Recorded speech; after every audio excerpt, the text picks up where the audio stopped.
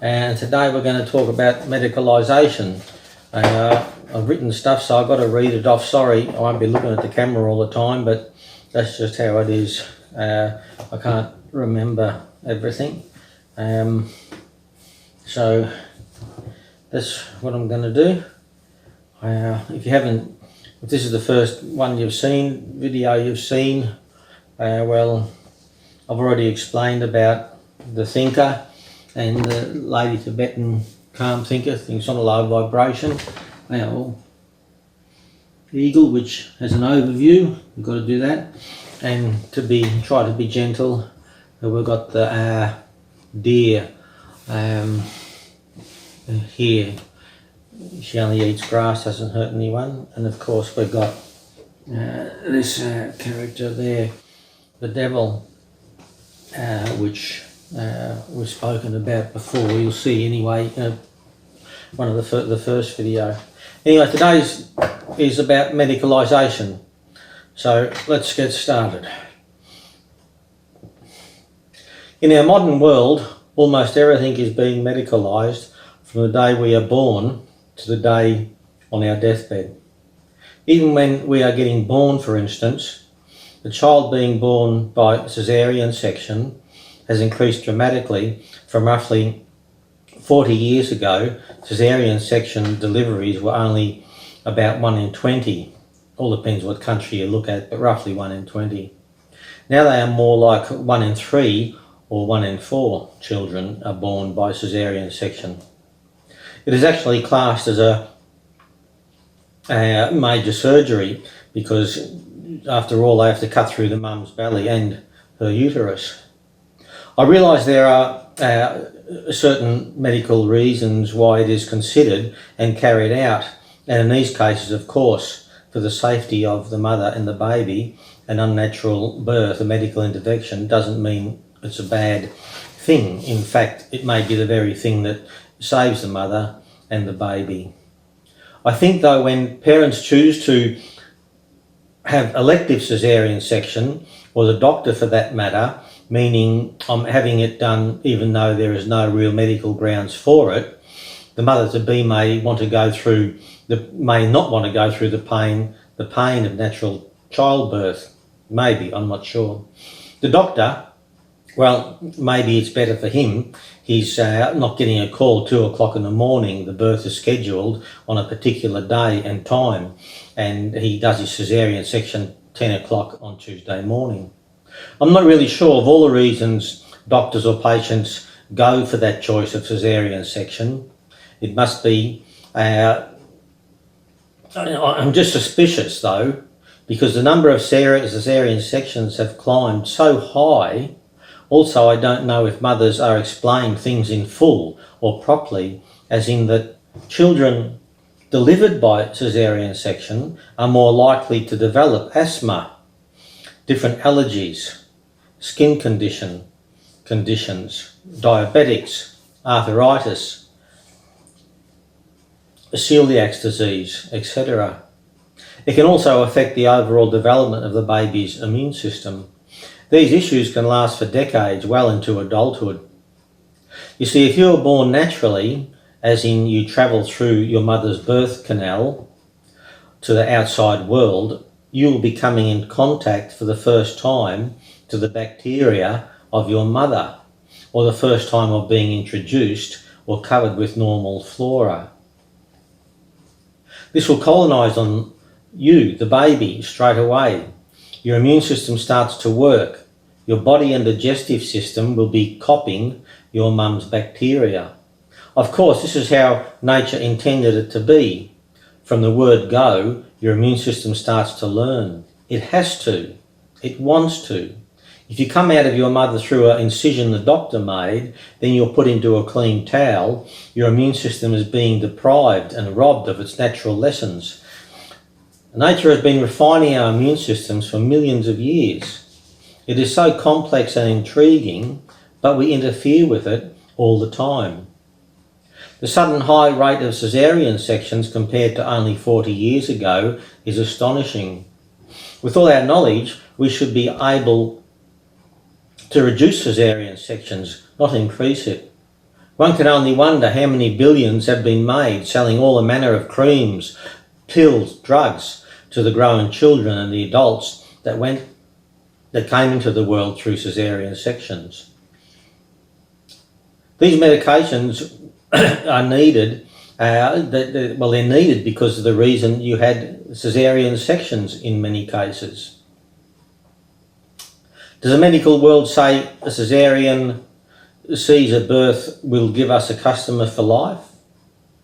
Now, well, you can answer that yourself. In other words, if you have a caesarean section, all these ailments that may be brought upon you because of it, you're going to have to purchase throughout your life a whole lot of medical things to help remedy or ease those things.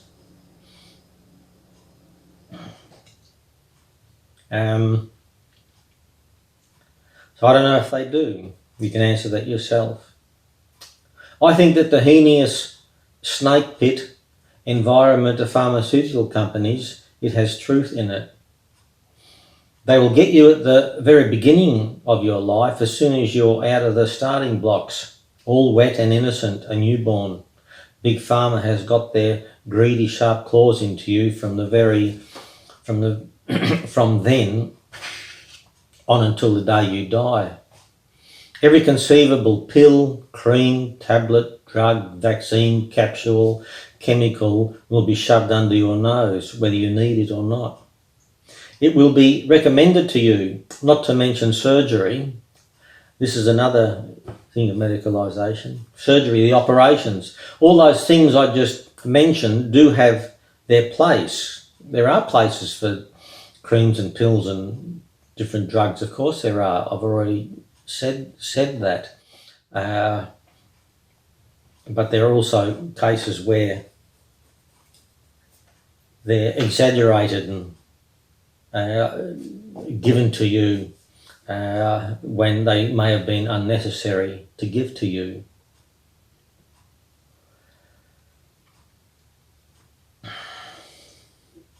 So sometimes they can be extremely beneficial.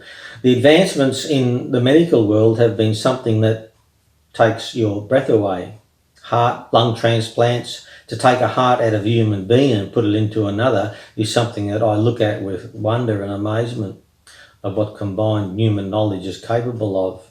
A pair of lungs, a liver transplant, a donated kidney. Anybody receiving such a gift of life, I can understand their high regard for the expertise, that technology, all these beautiful stories and highlighted and celebrated, which they should be.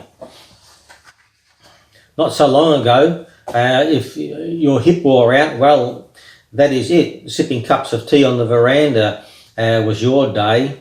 But now, a new hip, new knee joints get replaced every day. So you sitting on the veranda, waving hello to the ones that pass you by, is put off maybe for a decade or even much longer. So I'm just mentioning this so you understand me a little more. I am not a dogmatic one-eyed fool that lives in some mud hole against all modern surgery or medication, poking my head up, screaming abuse at any medical intervention. No, I'm not that. But this does not remove my right, or even more so, my duty and responsibility to speak up if I observe wrongdoings. You see, many people, hundreds of thousands of people, have had terrible medical experiences, be it medication or surgery, only to spend years going through pain, be it themselves or a loved one. After years of negative impact on their life or death, years then may be spent going through the legal system.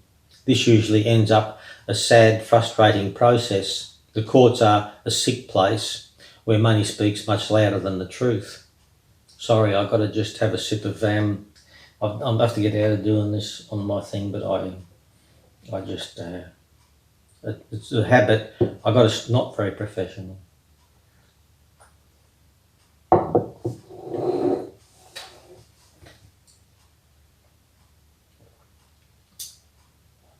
Much louder than the truth. This medication, this medicalisation I'm talking about, When I say medicalisation, they just over-medicalise everything. It doesn't matter what you've got to have a pill for it. You know, you've got a weak arm, I'll do some push-ups. Oh no, don't do that. Have some friggin' pill.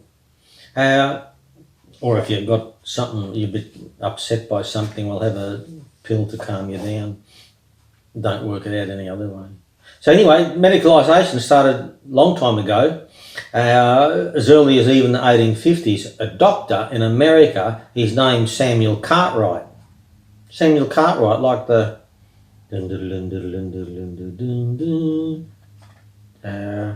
horse and Cartwright. Remember the movies? What was it called?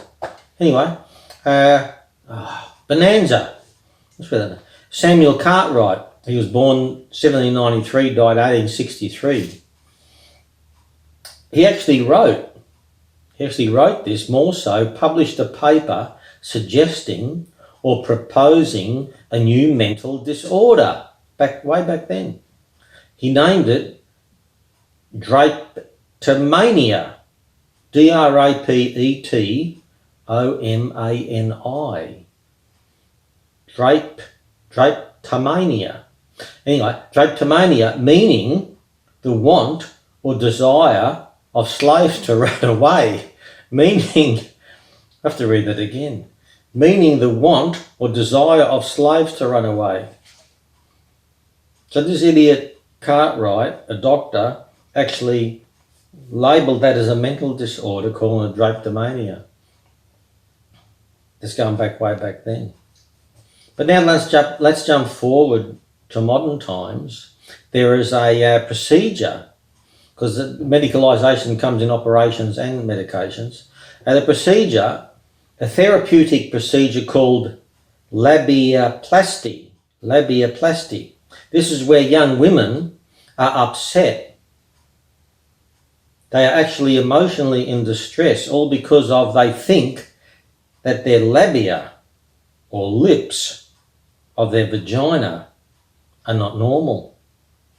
This is brought about by the rise in pornographic material being available. So the boyfriends or partners expect the proper size labias or shape, whatever that is meant to mean.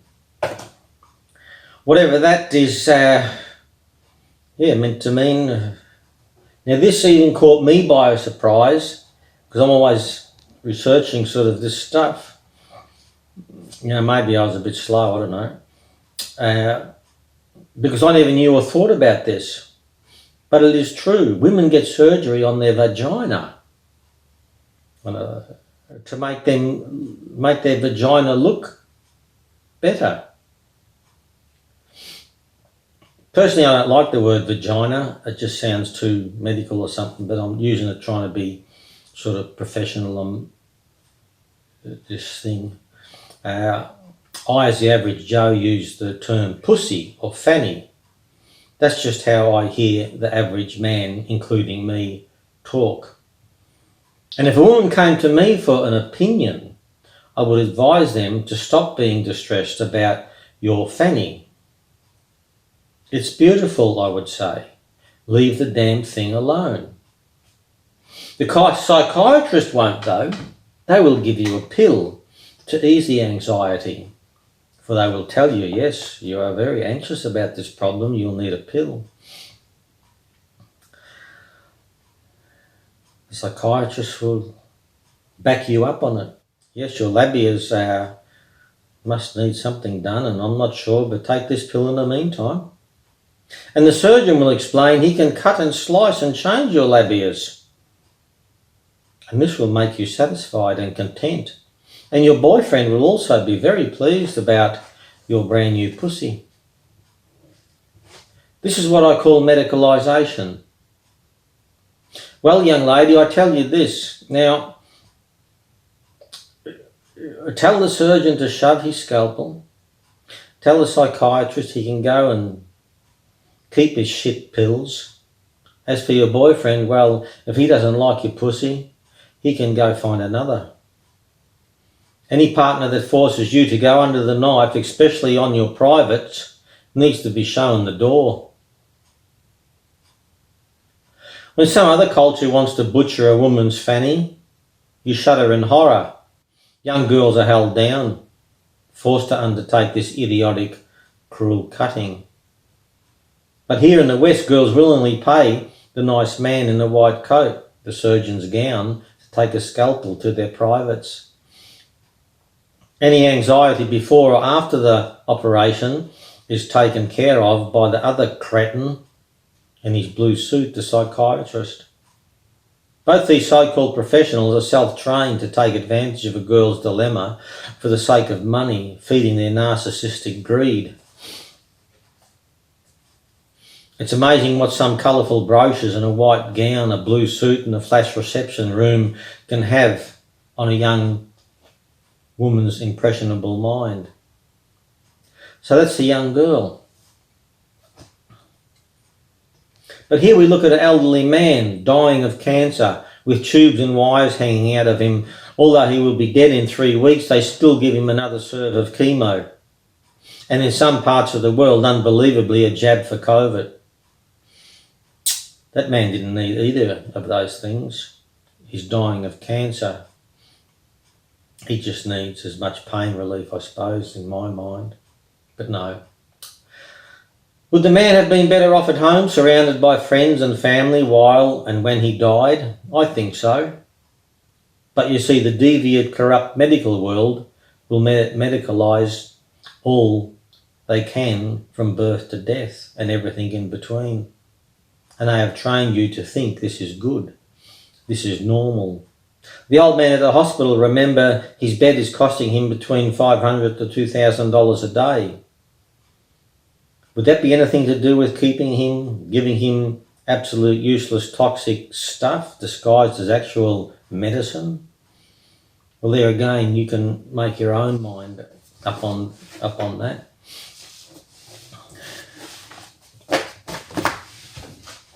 I shouldn't be doing this, but everyone's got their vices.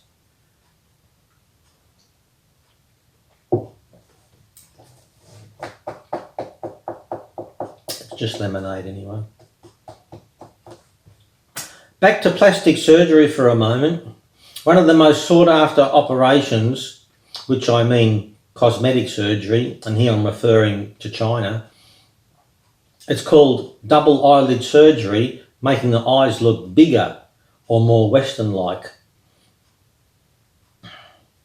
Something as delicate as your eyelid, the way they open and close so smoothly across your eyeball, sealing it at night time for sleep, helping distribute the fluid across your eye. Unbelievable in my mind that this fine, fragile, exquisite piece of elegant human machinery that opens and closes your windows to the world should be tampered with in any way. So anywhere from your labias to your eyelids is fair game to be met with the scalpel. This is medicalization. But this is far from the worst. As the big pharmaceutical companies grew in size, greed, deception, every trick in the book was used to turn any normal human behaviour into a disease, as for example, shyness. Yes, shyness was turned into a disease. You see, if the psychiatrist renamed shyness as social anxiety disorder, bingo! They can prescribe a drug for this new disease. So a normal part of childhood character, personality, that should be dealt with simply by maturing, growing up, having a confident, warm adult advise in a caring manner over time. That's all. Oh, no big deal, you know. I was shy as a child. Probably half of all the children are shy to some degree. Big Pharma coupled with those cretin psychiatrists are a lethal toxic mix. Now, the mind of an 8-year-old child is but a cash register to them, and they want every last cent out of it. As for instance, there are thousands of children between the age of 8 and 14 now taking a drug simply because they are shy. So being born, dying, or being shy are all medicalised. The same as a child being overactive or doesn't pay attention that well in the classroom. Yes, so they make up a name, attention deficit hyperactivity disorder. Yes, you've heard of it, ADHD. Great, so now these sick fools, the psychiatrists, can give children pills for really only being themselves. Children are all different. Not everyone wants to sit in a classroom, you know. Just because you put them in a classroom to sit and be taught some boring stuff that may be absolutely mind-boggling to them, and they get agitated, doesn't mean that they need pills shoved down their throats. It simply means they might want to play and be active, or they might wish to hear the teacher read an enchanting story. In fact, that's all I enjoyed in my early primary school years, was our teacher reading The Magic Faraway Tree and playtime. The rest didn't grab me too much. With chlorine, fluoride in our water, the massive sugar in food and drinks, also the artificial flavours and colours that are added to our food, harmful preservatives for a longer shelf life. All these things have never been in our food or water before. It roughly started 50 years ago and kept getting more and more prevalent. If you bring this to the attention of the politicians, the bureaucrats, they simply look the other way and point you to the medicine cabinet.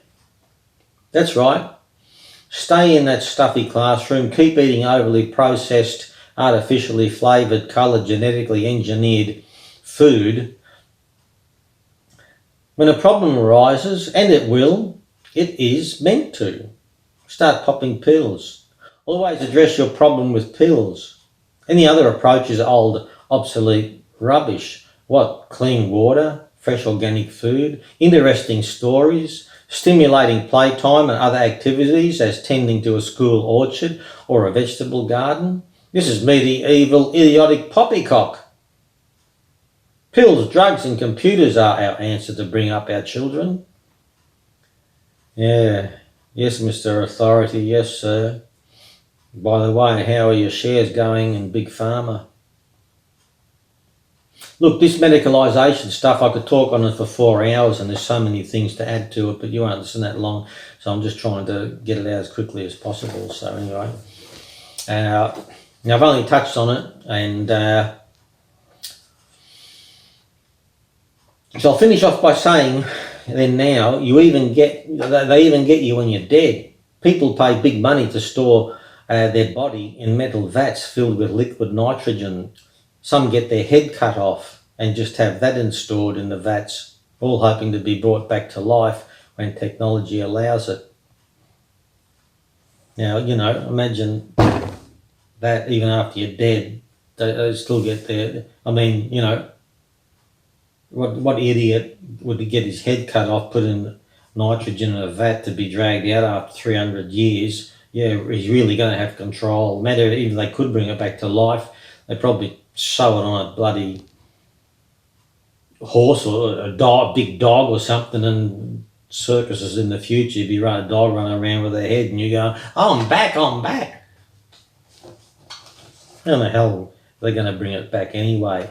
Everything is stuffed up that much. Just go to the next world, mate. Anyway, that's what medicalisation from birth to death and even after death.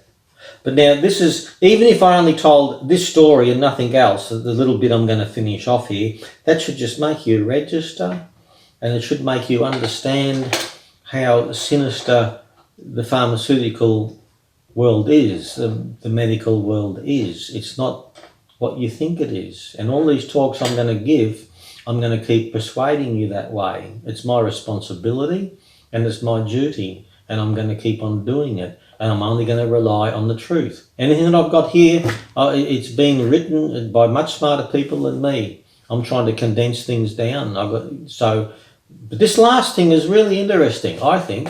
And if you only knew this story and nothing else, you would know. Don't trust them.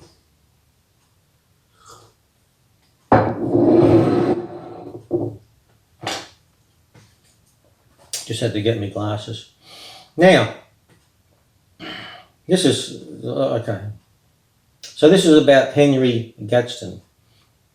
Henry Gadsden was the chief executive of the mammoth, huge pharmaceutical company Merck.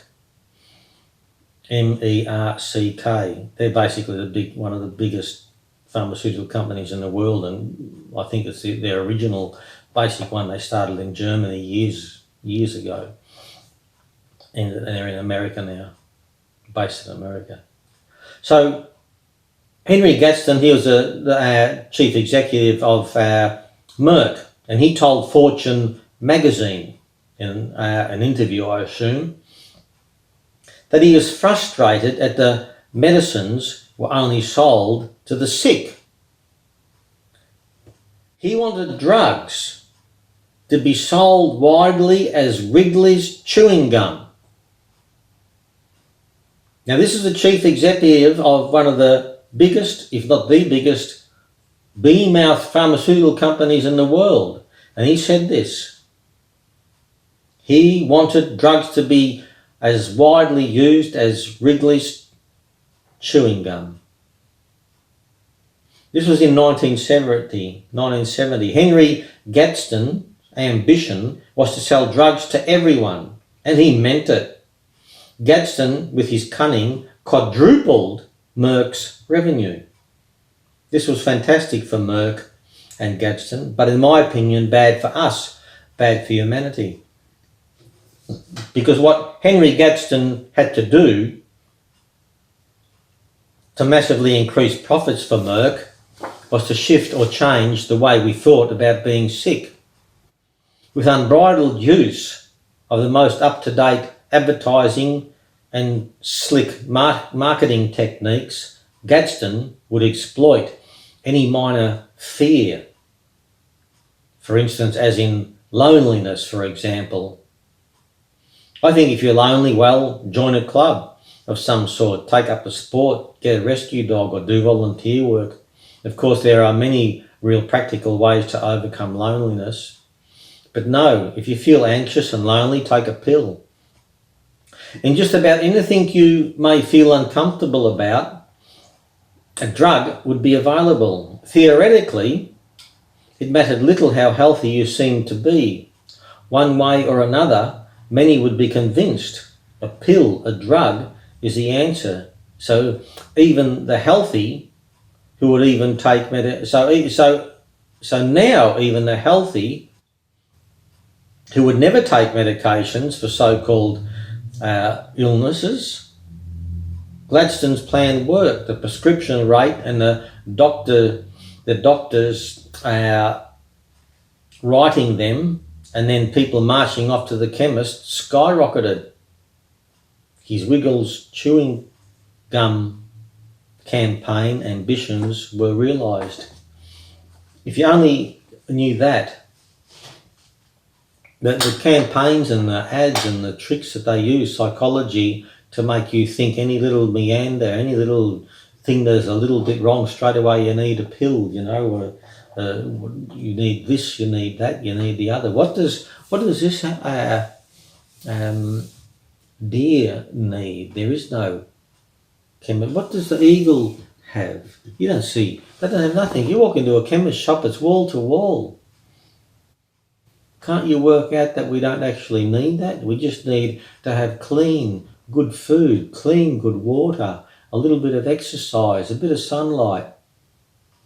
After that, the different diseases that we get and have would become minimal. All these asthmas and cancers and all these different allergies and things, autism, all these things have become so prevalent in the last 10, 20, 30, 40, 50 years. But we'll speak a lot more about that. That was just a talk on medicalization. And like I say, it's only touched on it. But you just think, what devious thing, the head of the biggest pharmaceutical company, they should be trying to give us things that will be better for our health, not inventing idiotic things, because they have a disease, but they bring the thresholds down so low that in the finish, just a slight headache in the morning from a slight worry about any worry, anything slightly, even grief. Grief is grief.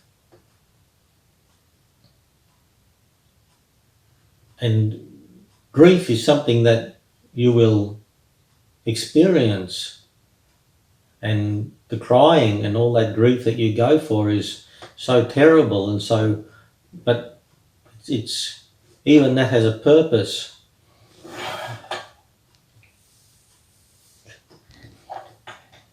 Somehow washes you out and gives a different feeling, but it's a real part of living. And to deal with grief, you have to deal with it in a different way. Not a pill. Not a pill. In fact, to go through all that awfulness is something, but they will medicalise grief. They medicalise anything and everything that they can. Like Henry Gadsden, he wants to sell medication like Wrigley's chewing gum. Anyway, thanks, and I hope you watch for the next one. We've got a lot more to get through before we get down to the very crux of the situation. And thanks for listening.